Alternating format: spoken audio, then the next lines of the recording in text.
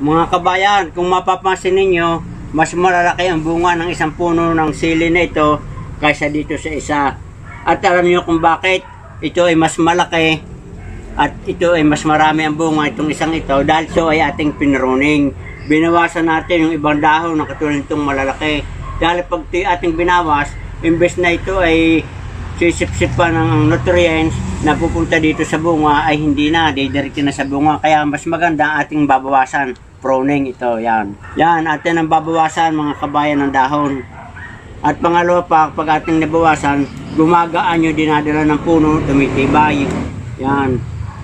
At yung sisip-sipin na nutrihino nitong dahon na ito, diretso na dito sa bunga na ito. So madali siyang lalaki at magpupukus siya sa pagkakaroon ng maraming bunga. At atin na rin ladagdagan ng organikong pataba para pampadami ng bunga. So yan mga kabayan, ganyan lang ang pamamaraan para dumami ang bunga ng ating sili. Yan.